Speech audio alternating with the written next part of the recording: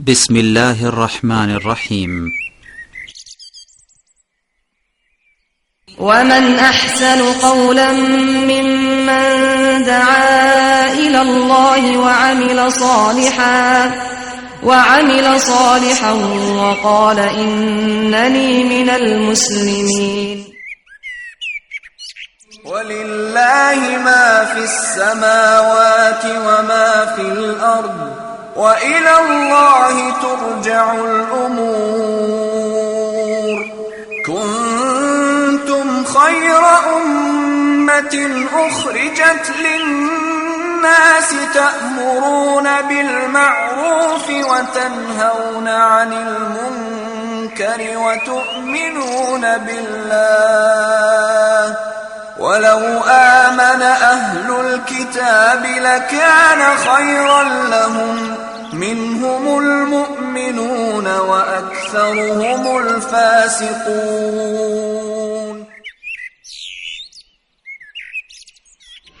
Bismillahirrahmanirrahim. Assalamualaikum warahmatullahi wabarakatuh.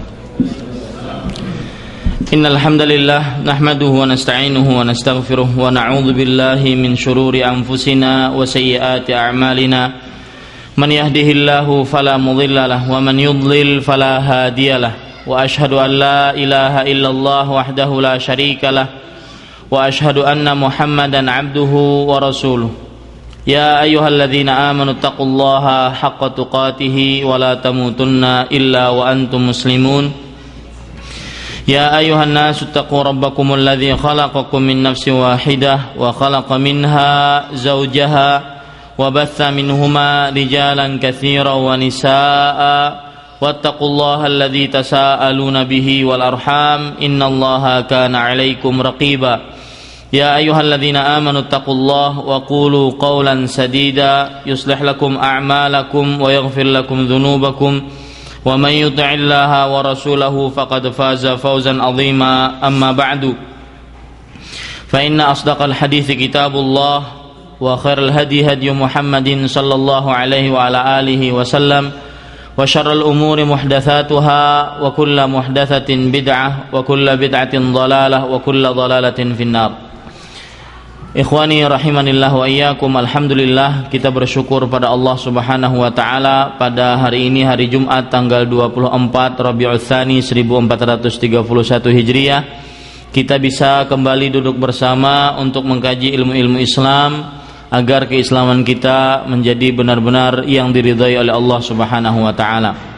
Salawat dan salam semoga selalu Allah berikan pada nabi kita Nabi Muhammad sallallahu alaihi wa alihi wasallam, kepada keluarga beliau, para sahabat, serta orang-orang yang mengikuti beliau sampai hari kiamat kelak.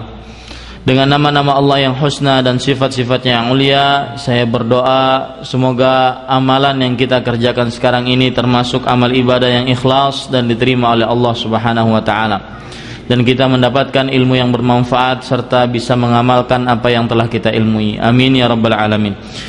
Para ikhwah yang dirahmati oleh Allah Subhanahu wa taala, sungguh kenikmatan yang sangat luar biasa kita bisa kembali duduk bersama untuk duduk di dalam majelis ilmu yang dikatakan oleh Rasulullah sallallahu alaihi wasallam sebagai hilaq, sebagai riyadul jannah, yaitu kebun-kebun surga. Sebagaimana dalam sebuah hadis riwayat Imam Ahmad, Rasulullah sallallahu alaihi wasallam bersabda, "Idza marartum bi riyadil jannah farta'u." Jika kalian melewati kebun-kebun surga maka hampirilah. Kemudian para sahabat radhiyallahu anhum bertanya, "Wa ma riyadul jannah?" Apakah kebun-kebun surga wahai Rasulullah sallallahu alaihi wasallam? Beliau menjawab, "Hilaqudz dzikr." Kebun-kebun surga adalah majelis-majelis ilmu syar'i. Mohon ditutup, anak-anaknya diberitahu. Dan para ikhwah yang dirahmati oleh Allah Subhanahu wa taala, juga para akhwat yang dimuliakan oleh Allah Subhanahu wa taala, ketahuilah bahwasanya Allah telah menegaskan untuk mengangkat orang-orang yang berilmu, yaitu dalam sebuah ayat di surat Al-Mujadalah ayat 11, Allah Subhanahu wa taala berfirman, "Yarfa'illahu alladhina amanu minkum walladzina utul ilma darajat." Allah mengangkat orang-orang yang beriman dari kalian dan orang-orang yang berilmu beberapa derajat. Dan ini terlihat sekali kalau kita lihat di potret-potret sejarah para ulama di zaman dahulu. Mereka terlihat sekali bagaimana keberadaan mereka di tengah-tengah umat Islam sangat diagung-agungkan. Saya akan ambilkan contoh, misalkan sebuah cerita yang disebutkan oleh Abul Hajjaj Al-Mizzi di dalam kitab beliau Tahdzibul Kamal. Kitab ini adalah kitab yang berkaitan dengan tentang perawi-perawi yang disebutkan oleh Abul Hajjaj Al-Mizzi. Kitab ini berkaitan dengan tentang biografi perawi-perawi. Ada seorang perawi yang bernama Atha bin Abi Rabah rahimahullah.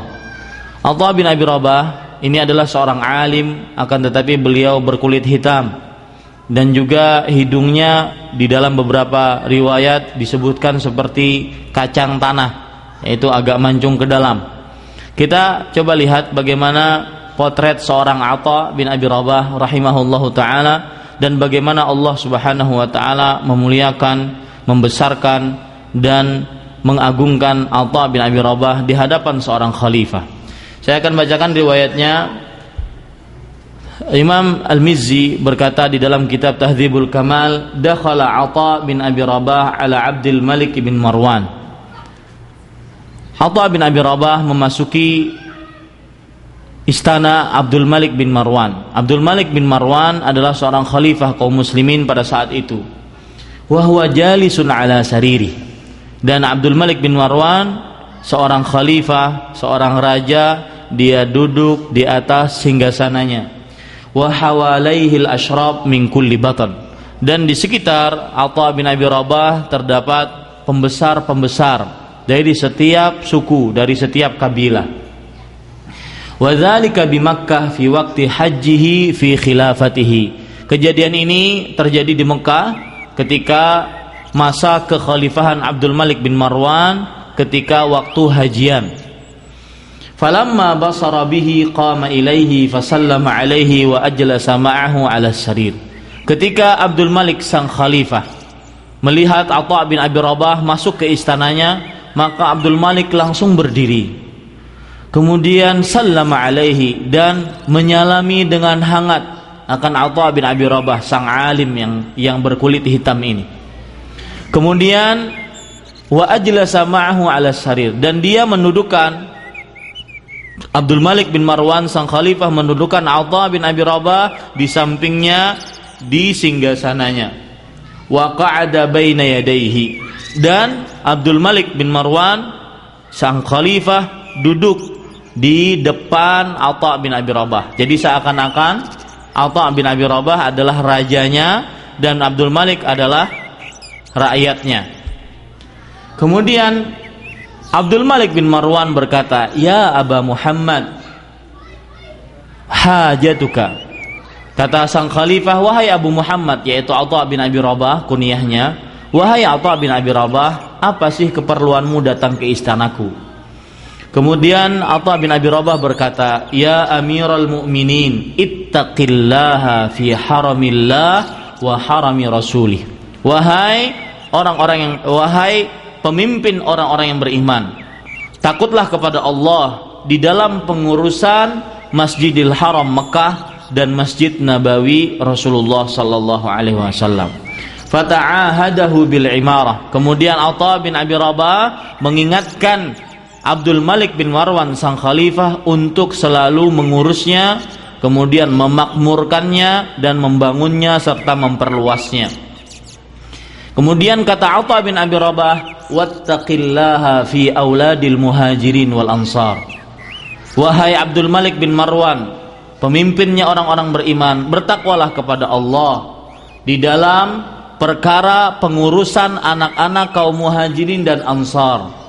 Fa innaka bihim jalasta hadzal majlis. Karena sebab merekalah, sebab anak-anak kaum muhajirin dan ansar lah kamu sekarang menduduki singgasanamu ini. Wattaqillaha fi ahli thughur fa innahu husnul muslimin. Wahai Abdul Malik bin Marwan sang khalifah, Bertakwalah kepada Allah di dalam pengurusan tentara-tentara yang menjaga perbatasan-perbatasan negara kita, karena sesungguhnya mereka adalah benteng-benteng kaum muslimin. Wa tafaqqada umural muslimin, wa tafaqqad umural muslimin, fa innaka wahdakal mas'ulu anhum. Wahai Amirul Mukminin, wahai Abdul Malik bin Marwan, maka perhatikanlah kebutuhan-kebutuhan kaum muslimin. Sesungguhnya engkau satu-satunya orang yang paling bertanggung jawab atas kebutuhan-kebutuhan kaum muslimin. Coba perhatikan berapa banyak dia meminta kepada Abdul Malik bin Marwan. Wattaqi fi man ala babik fala taghfal anhum. Dan takutlah kepada Allah terhadap orang-orang yang berada di depan pintu-pintu istanamu. Janganlah kamu takut, janganlah kamu tutup pintu kamu kalau mereka ada di depan pintumu, dan janganlah kamu lalai akan mereka. Faqala lahu af'al. Kemudian kata Abdul Malik bin Marwan sesudah Atha bin Abi Rabah minta permintaan yang begitu banyaknya, kemudian Abdul Malik bin Marwan mengatakan af'al, saya akan kerjakan itu. Yang kamu minta seluruhnya saya akan kerjakan. Kemudian Atha bin Abi Rabah dengan santainya thumma nahadha, kemudian dia bangun, wa qama wa qabada alaihi Abdul Malik.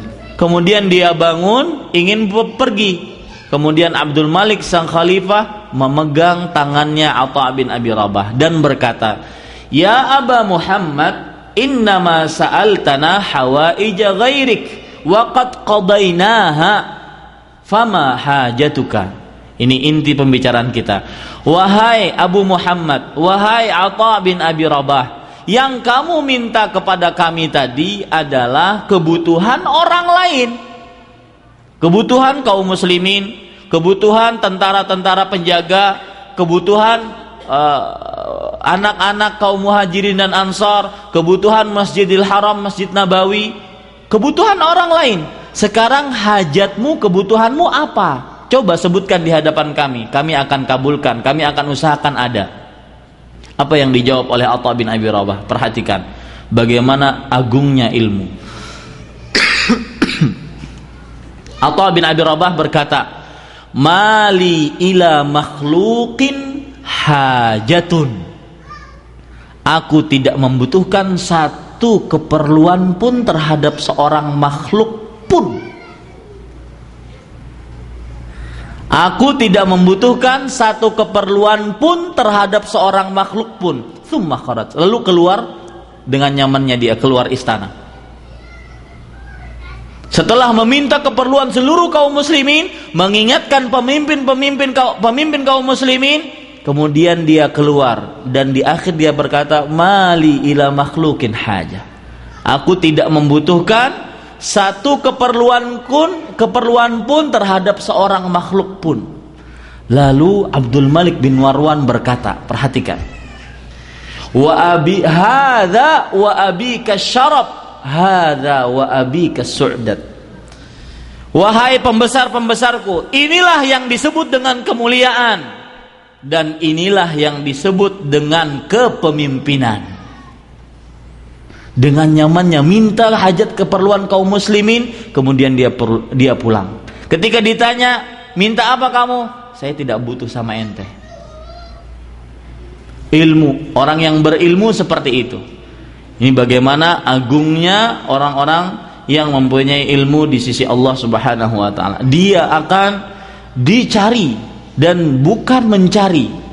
Sekarang yang terjadi para ikhwah sekalian dirahmati oleh Allah Subhanahu wa taala, kalau orang yang dibuat kebesarannya, dia akan didudukan manusia di sana, kemudian orang-orang pada tepuk-tepuk di sana, pada mengagung-agungkan dia. Kenapa? Karena dikondisikan seperti itu. Akan tetapi orang yang berilmu, contoh Abdullah bin Mubarak rahimahullah, ketika datang ke sebuah kota, orang-orang berjejal sampai ada yang putus sendalnya gara-gara ingin mendapati Abdullah bin Mubarak. Itu adalah Abdullah bin Mubarak, imamul muhaddithin, zahid, ahli ibadah. Dia adalah seorang ahli hadis, orang yang paling zuhud, ahli ibadah. Jami'u khisalil khair mewujud fihi. Seluruh sifat kebaikan ada di dalam diri Abdullah bin Mubarak. Maka orang-orang pun berjejal mengikuti dia, kemana dia lari, kemana dia mengucapkan apa dia yang ucapkan didengar oleh seluruh manusia. Kemudian itulah yang disebut dengan kemuliaan ilmu. Nih para ikhwan yang dirahmati oleh Allah Subhanahu wa taala, benarlah firman Allah Subhanahu wa taala, yarfa'illahu alladhina amanu minkum walladhina utul ilma darajat. Maka kita harus bersyukur bisa duduk kembali bersama di dalam majlis ilmu syar'i. Mudah-mudahan derajat kita diangkat oleh Allah Subhanahu wa taala di dunia dan di akhirat. Para ikhwan yang dirahmati oleh Allah Subhanahu wa taala, cuma perlu diketahui bahwasanya dalam menuntut ilmu kita harus tahu ilmu yang kita tuntut itu bermanfaat untuk kita tidak.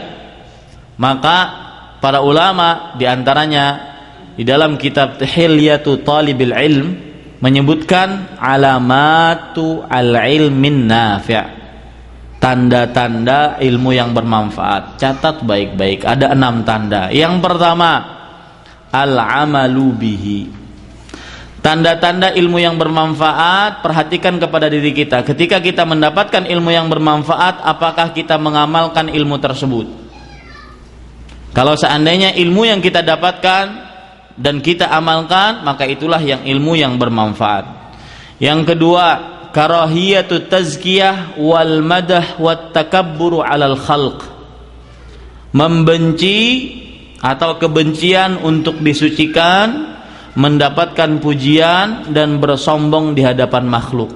Kalau seandainya ada orang menuntut ilmu malah paling suka kalau dipuji oleh orang, paling suka menyombongkan diri di hadapan orang lain, maka itu tanda ilmu yang dia dapatkan tidak bermanfaat. Yaitu yang kedua, kebencian untuk disucikan, mendapatkan pujian dan bersombong di hadapan makhluk. Kalau seandainya ada orang yang menuntut ilmu dan dia benci untuk disucikan, dia benci untuk mendapatkan pujian, dan dia benci untuk bersombong di hadapan makhluk, maka itulah tanda ilmu yang bermanfaat. Rasulullah SAW bersabda, al-kibru batarul haq wa ghamtun nas. Kesombongan itu adalah menolak kebenaran dan meremehkan manusia. Itu orang yang sombong, menolak kebenaran dan meremehkan manusia. Tanda yang ketiga yaitu takatsara tawadhu'uka kullama mazdadta ilman. Bertambah tawadhu'nya setiap kali bertambah ilmu, bukan bertambah sombong. Bertambah tawadhu'nya setiap kali bertambah ilmu. Kemudian yang kelima atau yang keempat, yang keempat yaitu al-harabu min hubbit tara'us wasyuhrah wad dunya.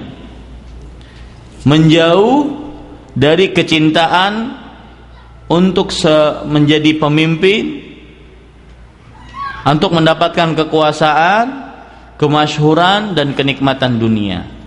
Kalau seandainya ada orang nuntut ilmu, semakin dia nuntut ilmu, semakin dia tidak suka kekuasaan, semakin dia tidak suka masyhur di hadapan manusia, semakin dia tidak suka kenikmatan dunia, maka itulah tanda orang yang bermanfaat ilmunya. Kemudian yang selanjutnya yaitu hajru da'wal ilm. Tidak mengaku dia orang yang paling berilmu. Hajru da'wal ilm, tidak mengaku dia orang yang paling berilmu.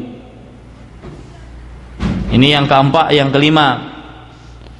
Kalau seandainya ada kita ngumpul dengan orang maka mengaku-ngaku orang yang paling berilmu, saya sudah hafal sekian, saya sudah ini sekian, saya sudah macam-macam, ketahuilah bahwasanya dia orang yang paling bodoh. Yang keenam, isa'atul dzan bin nafs, berprasangka buruk terhadap diri sendiri. Wa husnihi bin nas likai la yaqa'u fihim, dan berprasangka baik terhadap manusia agar tidak membicarakan manusia. Berprasangka baik terhadap manusia agar tidak membicarakan manusia. 6 ini yang disebutkan di dalam kitab Hilyatul Talibil Ilm, tanda-tanda ilmu yang bermanfaat. Ana ulangi, ilmu yang bermanfaat tanda-tandanya adalah mengamalkan atau ilmu tersebut diamalkan. Yang kedua, karahiyatut tazkiyah wal madah wa at-takabburu 'alal khalq. Membenci untuk disucikan, dipuji, dan juga takabbur, sombong di hadapan makhluk. Yang ketiga yaitu takatsuru tawadhu' kullama izdada ilma. Bertambah tawadhu'nya setiap kali bertambah ilmunya. Yang keempat yaitu al-harabu min hubbir riasah wasyuhrah wad dunya. Menjauh dari kecintaan kepada kekuasaan, kemasyhuran, dan kenikmatan dunia. Yang kelima, tidak mengaku orang yang berilmu, hajru da'wal ilm. Tidak ngaku-ngaku saya yang paling berilmu. Yang keenam, berprasangka buruk terhadap diri sendiri dan berprasangka baik kepada manusia agar tidak masuk dalam membicarakan mereka. Tapi para ikhwan yang dirahmati oleh Allah Subhanahu wa taala, sekarang kita masuk kepada kitab-kitab yaitu Riyadhus Shalihin bab yang ke-24. Babu taghlidhi uqubati man amara bima'rufin aw naha 'an munkarin wa khalafa qawluhu fi'lahu. Bab ancaman yang sangat berat bagi siapa yang menyuruh kepada kebaikan atau melarang akan kemungkaran dan perkataannya menyelisihi perbuatannya. Maksud bab ini adalah ada orang yang amar ma'ruf tapi dia tidak mengerjakan apa yang dia perintahkan. Ada orang mencegah kemungkaran tapi dia malah mengerjakan apa yang dia cegah dari kemungkaran tersebut. Artinya perkataannya tidak sama dengan perbuatannya. Misalkan nyuruh orang untuk sholat, dia sendiri tidak sholat. Nyuruh orang untuk bangun pagi, sholat subuh, dia sendiri subuhnya telat. Ya, nyuruh orang untuk sholat sunnah, dia sendiri tidak mau sholat sunnah. Nyuruh orang untuk nuntut ilmu, dia sendiri malas untuk nuntut ilmu. Nah, ini bab yang akan kita bicarakan para ikhwan yang dirahmati oleh Allah Subhanahu wa taala. Sebelum kita membaca ayat-ayat yang disebutkan oleh pengarang, juga hadis-hadis yang beliau sebutkan rahimahullahu taala, saya ingin menjelaskan sedikit tentang keutamaan berdakwah kepada Allah Subhanahu wa taala. Berdakwah, keutamaan berdakwah. Siapa yang tahu keutamaan berdakwah? Kita ini agama dakwah. Agama Islam itu adalah agama dakwah. Siapa yang tahu keutamaan berdakwah kepada agama Islam? Salah satu keutamaannya adalah disebutkan di dalam surat Fussilat ayat 33. Allah Subhanahu wa taala berfirman, "Wa man ahsanu qawlan mimman da'a ila Allah wa 'amila shalihan wa qala innani minal muslimin."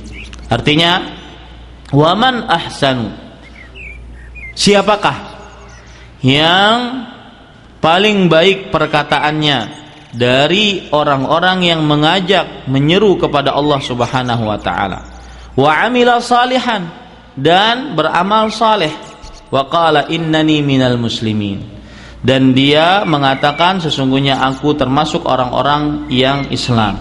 Perhatikan ayat ini, man di sini bukan untuk bertanya siapakah, akan tetapi untuk takrir, penegasan dari Allah Subhanahu wa taala. Maksudnya adalah la ahada ahsanu qawlan mimman da'a ilallah. Tidak ada orang yang paling baik perkataannya daripada orang yang berdakwah kepada Allah Subhanahu wa taala. Ini salah satu keutamaan berdakwah kepada Allah Subhanahu wa taala. Salah satu keutamaan berdakwah kepada Allah adalah perkataannya adalah paling baik di antara perkataan-perkataan seluruh manusia. Sebagaimana yang disebutkan dalam surat Fussilat ayat 33 ini. Ini keutamaan berdakwah. Kemudian yang lain juga Allah Subhanahu wa taala berfirman di dalam surat Yusuf ayat 108, "Qul hadhihi sabili ad'u ila Allahi ala basiratin ana wa man ittaba'ani wa subhanallah wa ma ana minal musyrikin." Katakanlah, ini jalanku.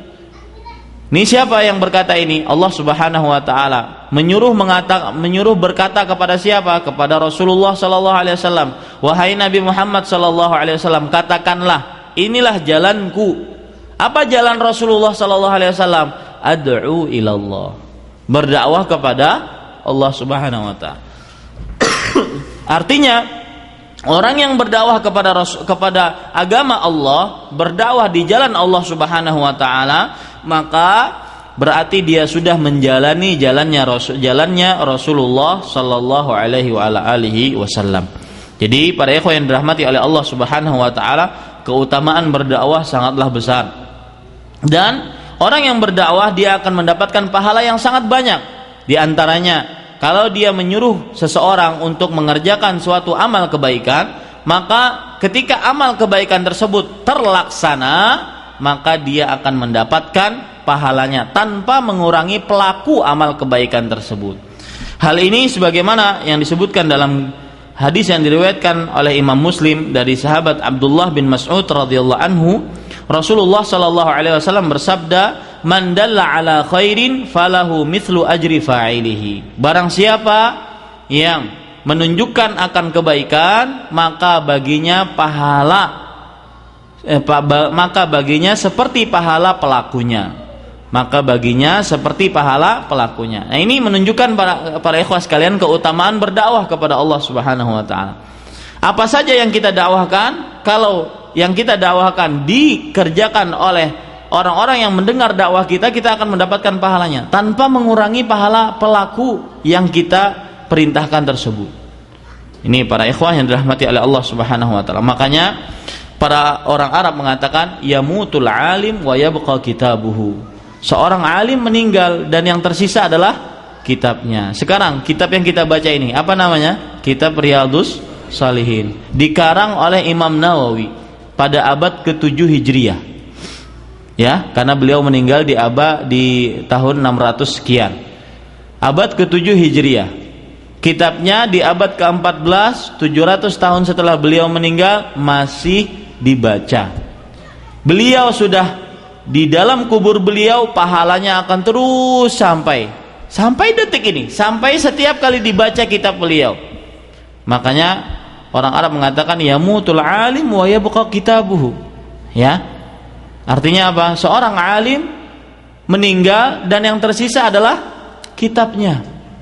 Nah, seorang mungkin akan bertanya, "Oh, saya bukan orang alim, saya bukan ustadz, saya bukan kiai, bagaimana saya bisa berdakwah kepada Allah Subhanahu wa taala?" Gampang. Caranya kita kerahkan seluruh apa yang kita bisa untuk mengerahkannya. Di antaranya mungkin dari fisik, dari pikiran, dari materi, dan dari apa saja. Ya, sampai subhanallah. Saya kadang-kadang berpikir, ada orang misalkan beri kepada ustadz laptop. Kemudian laptop ini dia pakai, ustadz ini pakai kemana-mana. Ya. Kemudian dia kadang-kadang ustadz itu sangat bergantung kepada alat tersebut. Setiap kali ingin ngisi kajian, yang mungkin orang yang menghadiri kajian tersebut ada yang sampai 500, ada yang 300, dan berapa banyak orang yang mendapatkan hidayah dari itu akibat si ustadz ini bisa melihat di kajiannya lewat laptop tersebut. Berarti orang yang memberikan laptop ini dia akan dapatkan pahalanya. Contoh yang lain lagi, orang yang banyak sekali contoh-contohnya ya, tidak mesti harus dengan harta, dengan pikiran pun bisa. Misalkan memberikan masukan kepada seorang ustadz, seorang alim, atau memberikan saran dan lain sebagainya, bisa sekali. Ini menunjukkan bahwasanya jalan untuk berdakwah kepada Allah Subhanahu wa taala sangatlah besar. Ya, sangat besar sekali. Nah, akan tetapi para ikhwan yang dirahmati oleh Allah Subhanahu wa taala, meskipun besar jalan untuk berdakwah kepada Allah, di sana ada ancamannya, yaitu orang yang berdakwah dan dia tidak melaksanakan apa yang dia dakwahkan, maka diancam dengan ancaman yang sangat besar. Misalkan kita baca sekarang ayat-ayat yang dibawakan oleh pengarang, yaitu surat Al-Baqarah ayat 44. Allah Subhanahu wa taala berfirman, "Atamuruna an-nasa bil birr wa tansawna anfusakum wa antum tatlunal kitaba afala taqilun." Artinya, apakah kalian wahai ahlul kitab, orang-orang Yahudi dan Nasrani, memerintahkan kepada manusia untuk berbuat baik dan kalian lupa akan diri kalian sendiri, padahal kalian membaca Alkitab, yaitu Taurat dan Injil. Afala taqilun. Maka kenapa kalian tidak berpikir? Artinya, orang yang memerintahkan kepada sesuatu kemudian dia tidak mengerjakannya sendiri, maka itu termasuk orang yang kurang waras, kurang berakal. Mengatakan kepada sesuatu kepada manusia, akan tetapi sendiri tidak mengerjakannya. Makanya Allah akhiri ayat ini dengan afala ta'qilun. Apakah kalian tidak berakal? Apakah kalian tidak memikirkannya?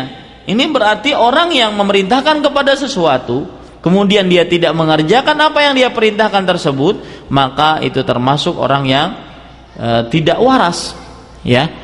Ada pepatah Arab mengatakan, la tanha an khuluqin wa ta'tiya mithlahu 'arun 'alaika idza fa'alta 'azimu. Jangan kamu melarang akan sebuah perbuatan, akan tetapi kamu juga mengerjakan perbuatan tersebut padahal kamu larang sendiri. Maka aib bagimu kalau seandainya kamu mengerjakan hal seperti itu. Nih para ikhwan yang dirahmati oleh Allah Subhanahu wa taala. Di sini Allah Subhanahu wa taala mencela orang-orang ahlul kitab yang memerintahkan manusia untuk berbuat baik, akan tetapi mereka sendiri lupa akan diri mereka sendiri, yaitu tidak mengerjakan apa yang mereka perintahkan kepada manusia tersebut.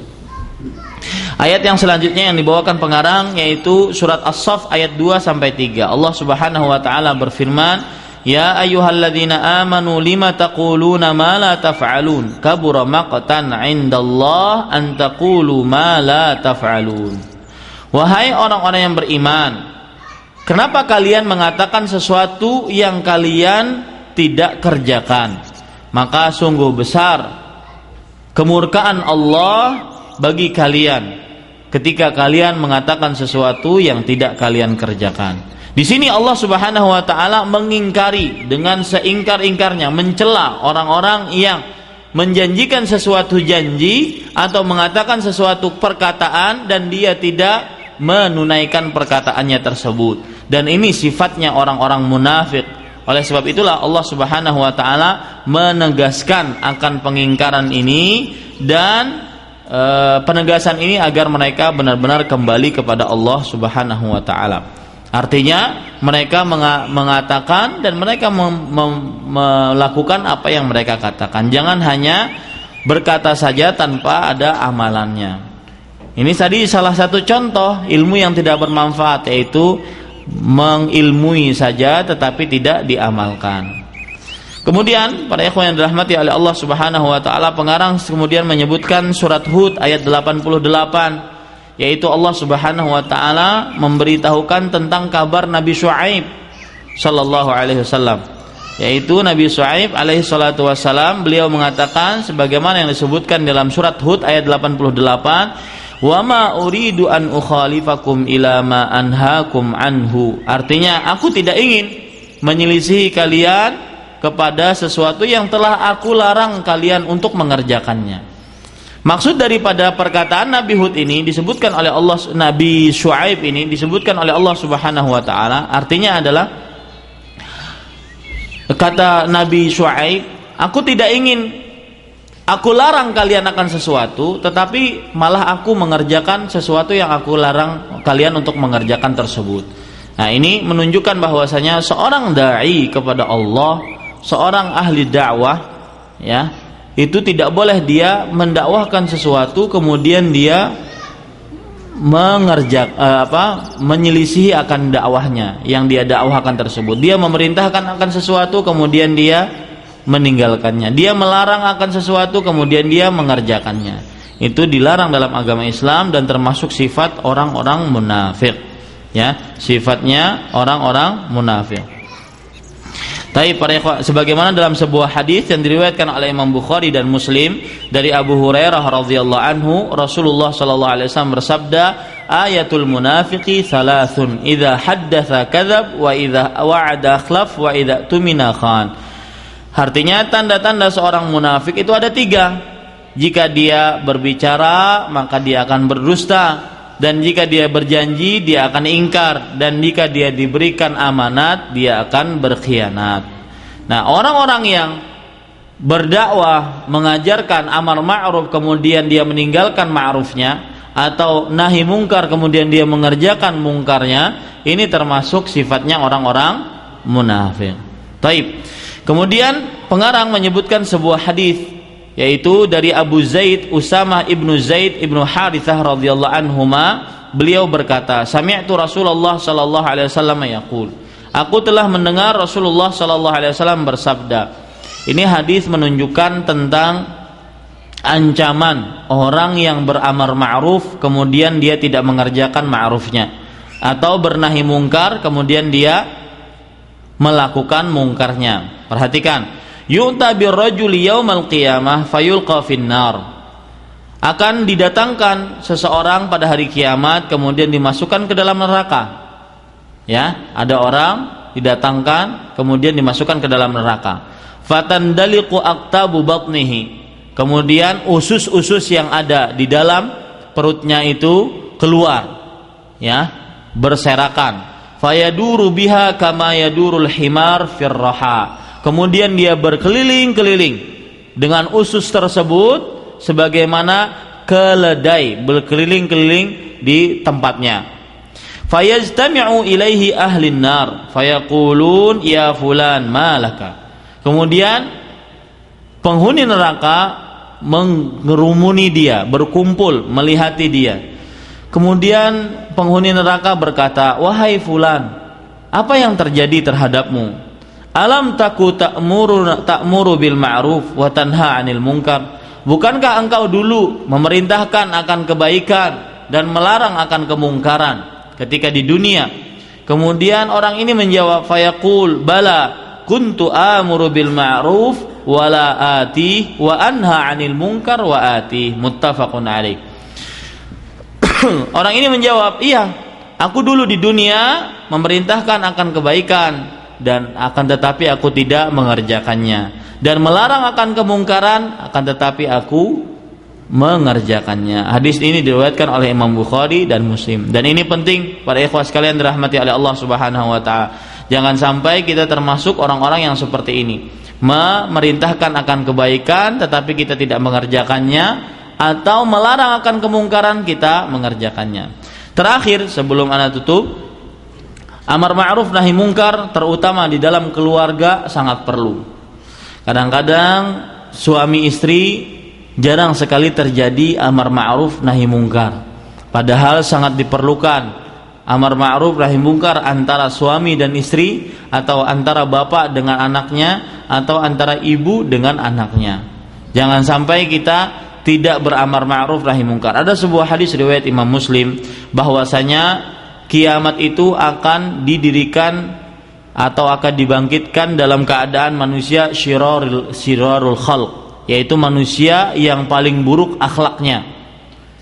Fi khiffatit thair wa ahlamis siba. Mereka orang yang paling suka, paling gemar, paling cepat melakukan maksiat, dan orang yang paling gemar untuk melakukan kekerasan, kemungkaran, seperti membunuh, seperti berkelahi, seperti berdebat dan segalanya. Salah satu sifat mereka, kenapa mereka dicap sebagai seburuk-buruk makhluk pada saat itu, yaitu la ya'rifuna ma'rufan wa la yunkiruna mungkaran. Mereka tidak mengetahui akan kebaikan, tidak berilmu, dan tidak mengingkari akan kemungkaran. Makanya keluarga akan rusak kalau seandainya tidak ada amar ma'ruf, tidak ada nahi mungkar. Istri malah sholat gara-gara nonton TV, nggak ada amar ma'ruf dari suaminya. kemudian suami malas sholat atau malas ke masjid, tidak ada amar ma'ruf dari atau nahi mungkar dari istrinya, maka itu akan berpengaruh terhadap kelanggengan keluarga tersebut. Atau suami bekerja dengan pekerjaan yang haram, ya sekarang orang-orang bilang bahwasanya nyari yang haram aja susah, apalagi yang halal. Ya, nyari yang haram aja susah, apalagi yang halal. Ini perkataan ini tidak benar ya para ikhwah sekalian. Kenapa? Karena semuanya, dan ini seperti dia mengadukan Allah kepada makhluk. Karena Allah Subhanahu wa taala telah menegaskan, "Wa ma min dabatin fil ardi illa 'alallahi rizquha." Tidak ada makhluk melata di bumi kecuali Allah telah menjamin rezekinya. Bukan hanya itu, wa ya'lamu mustaqarraha wa mustaudaha, dan mengetahui tempatnya dan di mana dia menyimpan diketahui oleh Allah Subhanahu wa taala. Jadi para ikhwah sekalian, yang benar adalah kita harus berusaha untuk mencari yang halal. Kalau seandainya ada suami yang berusaha misalkan dengan usaha yang haram, maka seorang istri berkewajiban untuk amar ma'ruf nahi mungkar. Dan jangan sampai hanya amar ma'ruf saja tanpa nahi mungkar, karena itu salah. Coba contoh kelompok-kelompok yang ada di dunia Islam, mereka hanya amar ma'ruf saja, memerintahkan kepada masjid aja, nahi mungkar nggak pernah. Ya, agar orang sholat berjamaah saja, nahi mungkarnya tidak pernah. Ada orang berbuat syirik, orang berbuat bid'ah, orang lebih mengedepankan akalnya, orang lebih mengaku berijtihad padahal dia salah dalam berijtihad. Sesuatu yang sudah merupakan pondasi agama Islam dikatakan boleh berijtihad di dalamnya, tidak boleh. Ya para ikhwah sekalian. Nah, pada saat itu ya harus ada amar ma'ruf dan juga nahi mungkar. Tidak bisa orang amar ma'ruf saja atau tidak bisa juga nahi mungkar saja. Ya, ini penting di dalam masalah keluarga, terutama dalam amar ma'ruf dan nahi mungkar. Jangan sampai kita sebagai suami malu untuk menasihati istri atau istri malu untuk menasihati suaminya. Tidak ada amar ma'ruf. Juga kepada anak. Kepada anak harus, meskipun anak-anaknya sudah besar-besar, ya, maka tetap ada amar ma'ruf nahi mungkar agar tidak menjadi syirarul khalq, tidak menjadi manusia yang paling buruk. Karena kalau seandainya sudah tidak ada amar ma'ruf dan tidak ada nahi mungkar, maka akan terjadi musibah bala yang global. Kalau sudah musibah yang global datang, maka pada saat itu yang saleh ataupun yang thaleh semuanya kena, tidak tersisa. Demikian, wallahu alam, sallallahu nabiyana Muhammad walhamdulillahi rabbil alamin. Wassalamualaikum warahmatullahi wabarakatuh. Bismillahirrahmanirrahim. Amma yatasaalun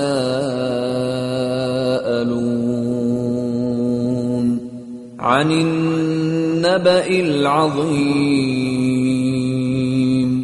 alladhi hum fihi mukhtalifun. Kalla saya'lamun ثم كلا سيعلمون ألم نجعل الأرض مهادا والجبال أوتادا وخلقناكم أزواجا وجعلنا نومكم سباتا وجعلنا الليل لباسا وجعلنا النهار معاشا وبنينا فوقكم سبعا شدادا وجعلنا سراجا وهاجا وأنزلنا من المعصرات ماء ثجاجا لنخرج به حبا ونباتا وجنات ألفافا إن يوم الفصل كان ميقاتا يوم ينفخ في الصور فتأتون أفواجا وفتحت السماء فكانت أبوابا وسيرت الجبال فكانت سرابا إن جهنم كانت مرصادا للطاغين مآبا لابثين فيها أحقابا لا يذوقون فيها بردا ولا شرابا إلا حميما وغساقا جزاء وفاقا إنهم كانوا لا يرجون حسابا وكذبوا بآياتنا كذابا وكل شيء أحصيناه كتابا فذوقوا فلن نزيدكم إلا عذابا إن للمتقين مفازا حدائق وأعنابا وكواعب أترابا وكأسا دهاقا لا يسمعون فيها لغوا ولا كذابا جزاء من ربك عطاء حسابا رب السماوات والأرض وما بينهما الرحمن لا يملكون منه خطابا يوم يقوم الروح والملائكة صفا لا يتكلمون إلا من أذن له الرحمن وقال صوابا ذلك اليوم الحق فمن شاء اتخذ إلى ربه مآبا إنا أنذرناكم عذابا قريبا يوم ينظر المرء ما قدمت يداه يوم ينظر المرء ما قدمت يداه ويقول الكافر يا ليتني كنت ترابا